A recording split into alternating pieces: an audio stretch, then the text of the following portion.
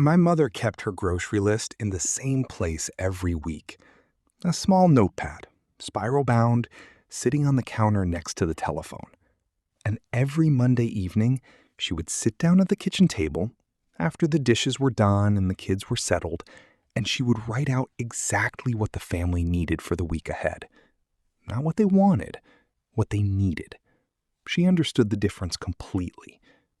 By Tuesday morning, that list was folded once and tucked into her purse, next to $25 in cash. That was her budget, $25. And when she came home 2 hours later, her trunk full of brown paper bags, there was almost always change. She fed 5 of us for a whole week on $25, and I never once saw her afraid at a checkout counter. I want you to sit with that for just a moment. Because I walked out of a grocery store last week, and I stood in the parking lot looking at my receipt, and I thought about her. I thought about that notepad, that folded list, that $25. And I had to ask myself, what happened between her Tuesday morning and mine? By the end of this video, you are going to understand exactly what changed. And I promise you, it was not anything you did wrong. You know what I remember most about Tuesday mornings? The quiet. My father had already left for work, the younger kids were at school, and my mother moved through that kitchen with a kind of calm that I didn't understand then, but I think about constantly now. She wasn't rushing, she wasn't stressed. She had her list, and she had her $25, and she absolutely knew that it was enough. The A&P was 12 minutes from our house. She knew every aisle by memory. Not because she was a careful shopper in the anxious way people are careful today, checking phones, comparing apps, hunting for coupons just to survive. She knew it because she had been walking those same aisles for 15 years, and the prices barely moved. A dozen eggs was 32 cents in 1960 and 32 cents in 1962. Bread was 20 cents. Milk was 49 cents a gallon. The prices didn't ambush her. She would stop at the butcher counter first. Always first. That was where the real meal planning happened. A whole chicken was 29 cents a pound. She'd pick up 2. One for Tuesday's dinner and one for Thursday, because my father loved the way she made it the second time, with whatever was left. The butcher, his name was Mr. Callahan, he'd wrap them in white paper and tie them with string and hand them across the counter like he was giving her something he was proud of. That small moment, that exchange, I didn't have a word for it as a kid. I do now. It was dignity. She'd move through the rest of the store the same way, unhurried. A pound of butter, 74 cents. A 5-pound bag of flour, because she baked everything from scratch. Canned tomatoes. A good cut of pork for Sunday. Cereal for the kids.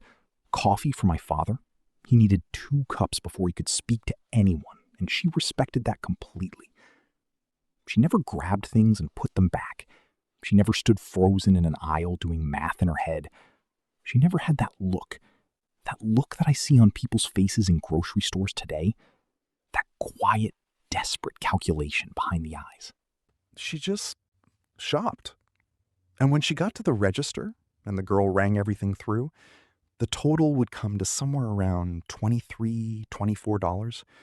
She'd open her purse, hand over the bills, drop the change into the small zipper pocket she kept on the left side. That change mattered.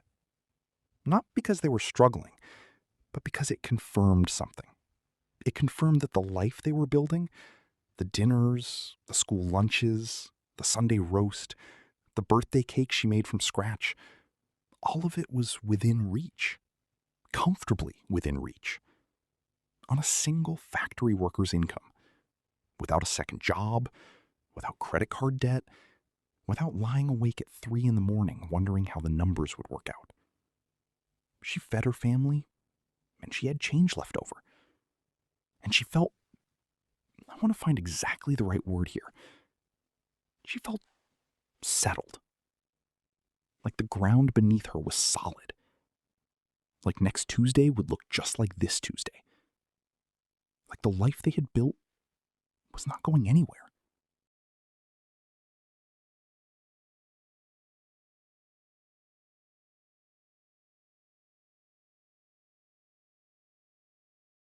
I went to the grocery store last Tuesday. I don't know why I chose Tuesday. Maybe some part of me was thinking about her. I brought a list, not a spiral notepad, my phone, and I walked in through those automatic doors and I picked up a cart and I started moving through the aisles the way she used to, unhurried, familiar, trying to feel what she felt. It didn't last long. The first thing I needed was eggs. Simple, basic, the kind of thing she bought without even thinking about it. I found them in the dairy section and I stood there for a moment longer than I needed to. 32 cents in 1962. $4.89 today. I put them in the cart and kept moving. I wasn't going to let one item rattle me. She never let one item rattle her. I was going to shop the way she shopped, with confidence, with calm, with the quiet certainty that everything on my list was within reach. But then came the bread. 20 cents in 1962. Her bakery loaf, the good one, she bought every single week without hesitation. $4.29 today. And the butter. 74 cents when she shopped. The same pound of butter, the same yellow package. $5.49 now. I kept moving. I had to keep moving. Milk. 49 cents a gallon in her Tuesday morning.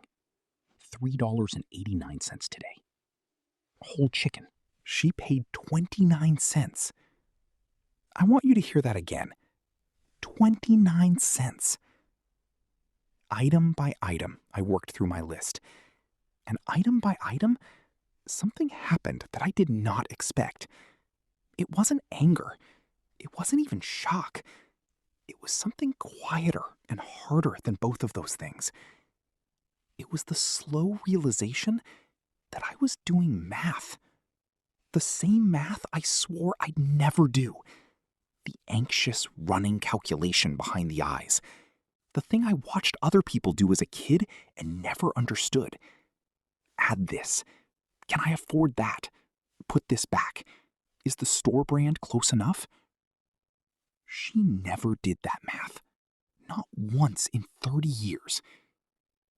By the time I reached the register, the same basic list she carried every Tuesday, same family size, same meals, same ordinary, unremarkable week of food, the number on that screen stopped me completely. $312.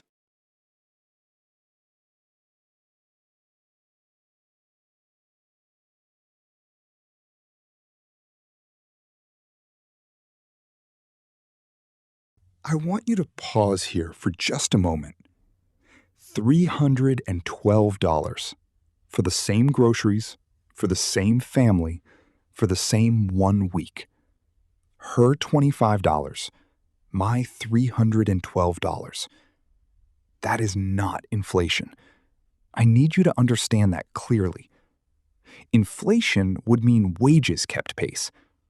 Inflation would mean the ratio stayed roughly the same, that what an hour of honest work bought you in food remained roughly consistent across the decades.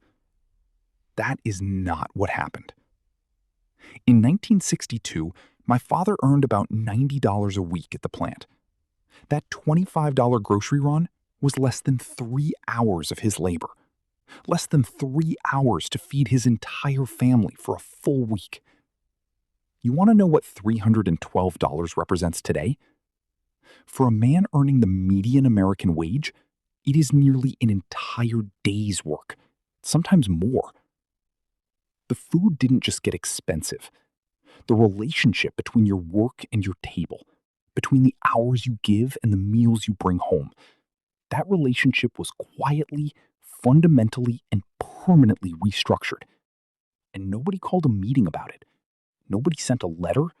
Nobody stood up and said, "We are changing the terms of the agreement you thought you had with this country." the agreement your parents had, the agreement you watched them live and assumed, reasonably, logically, honestly assumed, would be waiting for you too. It wasn't waiting. You got to the register and the number said $312. And somewhere in the back of your mind, you heard your mother's voice. $25 and change left over.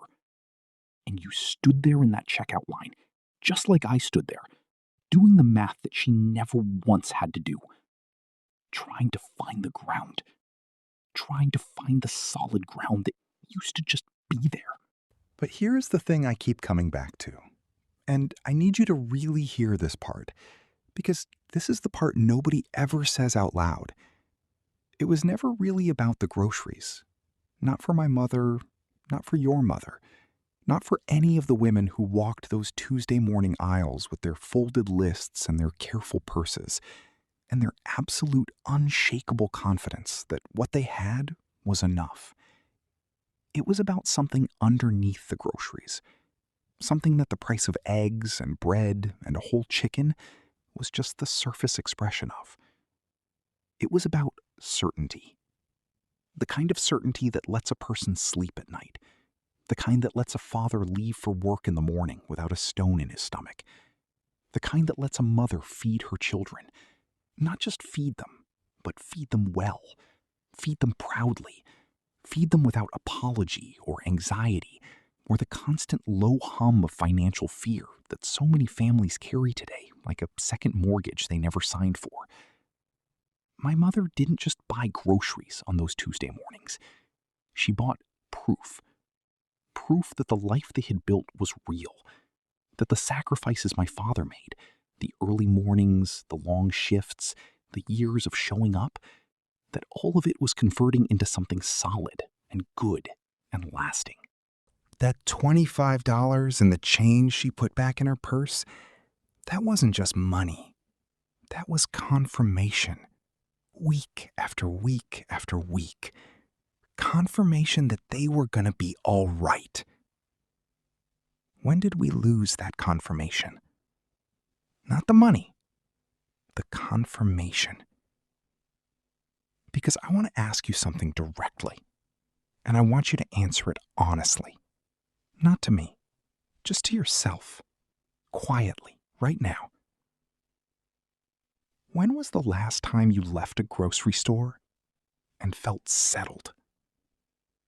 Not relieved that you made it work, not grateful the card went through, not already calculating what you'll have to skip next week to make up for what you just spent. Just settled. The way she was settled. I'll wait. Because if you are struggling to remember that feeling, if you have to go back years to find it, if maybe you have never felt it at all, I need you to understand something with complete clarity. That is not a personal failure. That is not a budgeting problem. That is not the result of choices you made or discipline you lacked or priorities you got wrong.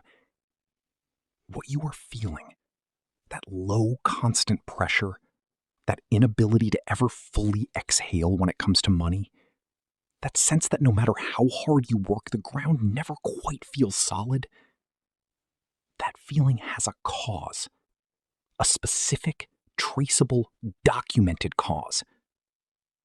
And it has nothing to do with you.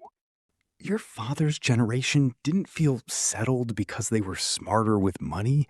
They weren't more disciplined. They didn't sacrifice more or work harder or want less.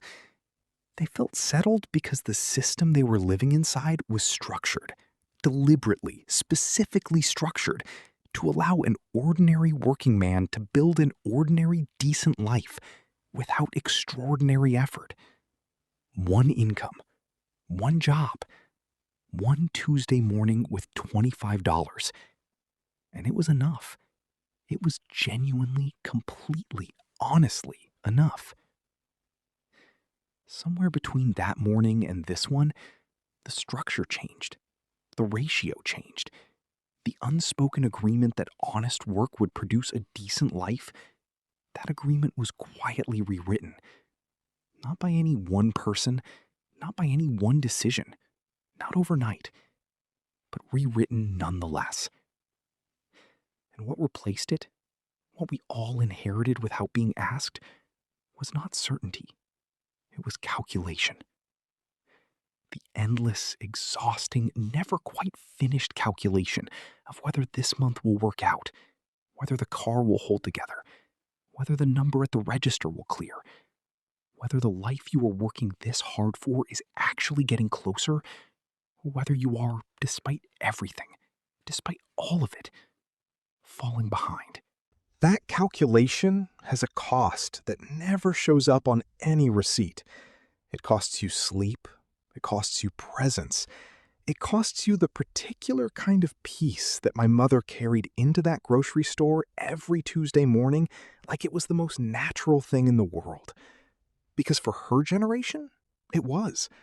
For yours, it was taken. Not lost, not misplaced, taken. And the moment you understand that, really understand it, down in the place where you keep the things that matter, something shifts. The weight doesn't disappear, but it moves. It moves off your shoulders, where you have been carrying it alone, privately, sometimes with shame, and it settles where it actually belongs. Not on you. Never on you. I think about my mother differently now. Not differently than I loved her. I loved her completely, and I always will. But differently than I understood her. Because when I was young, growing up in that house, eating those Tuesday dinners, watching her move through that kitchen with that particular unhurried grace, I thought what she had was ordinary. I thought it was just how life worked.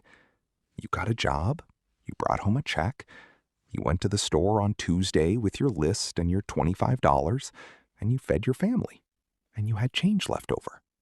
And then you did it again, next week, and the week after, and the year after. I thought that was the floor, the baseline, the minimum, the thing that was simply there for anyone willing to show up and work for it. I didn't understand until much later, until I was standing in parking lots looking at receipts and lying awake doing math at 3 a.m, that what she had wasn't ordinary at all. It was extraordinary. And it was built on something that took generations to construct and about 40 years to quietly dismantle. I have thought a lot about what to say at this point in this story, because I know who is watching this. I know you. Not personally, but I know the shape of your life. I know what you were told when you were young, that if you worked hard, if you showed up, if you did the right things in the right order, the life your parents had would be waiting for you. Maybe better than the life your parents had. That was the promise. That was the American understanding that didn't need to be written down because it was simply true. Generation after generation, it had been true. And you believed it because you had watched it with your own eyes, in your own house, at your own kitchen table. And then somewhere along the way, not all at once, not in a single moment you could point to, the math stopped working. The check got bigger, but the distance between you and the life you were working toward somehow stayed the same, or got longer. The house kept moving, the retirement kept moving. The moment when you could finally exhale and feel what your father felt, settled, solid, certain, that moment kept arriving just a little further down the road. And somewhere in the privacy of your own mind, in the place you don't say out loud, you wondered if it was you, if you had missed something, done something wrong, chosen wrong, saved wrong, spent wrong. If the people around you who seemed to be making it work had some knowledge or some discipline or some secret that you somehow never received. I want to tell you something now, and I need you to hear it not as a line in a video, but as the truest thing I know how to say. You were not failing. The game changed. You were playing by the rules your father taught you, the rules that worked, the rules that were real, the rules that built the life you watched him build. And somewhere in the middle of the game, those rules were rewritten. Not announced, not explained, not offered to you as a choice, just rewritten. And you kept playing. You kept showing up. You kept doing everything you were supposed to do. You kept bringing the list and the $25 and expecting change. And the register kept saying 312. That gap, that enormous, aching, disorienting gap between what you were promised and what you received, that is not your fault. It was never your fault. Your father didn't have it easier because he was better than you. Your grandfather didn't retire comfortably because he sacrificed more than you. Your mother didn't feed 5 children on $25 because she was wiser or more careful or more deserving than you are right now. They lived inside a structure that was built to let them succeed. You have been trying to build the same life inside a structure that was quietly rebuilt around different priorities while you were busy working. That is the truth. That is the whole truth. And if this channel does one thing, if these videos accomplish anything at all, I hope it is this. I hope that somewhere between the Tuesday morning my mother walked into that A&P with her folded list and the Tuesday morning you stood in that parking lot looking at your receipt, I hope this helps you understand that the distance between those two moments is not a measure of what you are worth. It never was. It never will be. You worked hard. You showed up. You did what you were taught to do by people who loved you and believed in the promise they were handing you. That matters. You matter. And if you want to keep understanding how this happened, not to be angry, not to place blame, but simply to finally understand the full, true story of what changed and why, then stay with us. There is so much more to tell. And every single week, right here, we are going to tell it together. Before you go, I want to ask you something, and I genuinely want to know the answer. Think about your mother's kitchen, or your grandmother's, the specific one you remember best, the smells, the sounds, the particular light that came through the window on a Tuesday morning. What was the one thing she always made sure she had? Not the expensive thing, not the special occasion thing, the everyday thing. The thing that was simply always there, in the cupboard, in the refrigerator, on the counter, without fail, without question, week after week after year. The thing that meant, without a single word being spoken, that everything was all right, that the pantry was full, that the family was taken care of, that the ground was solid. Tell me what it was. Because I read every single comment on this channel. Every one.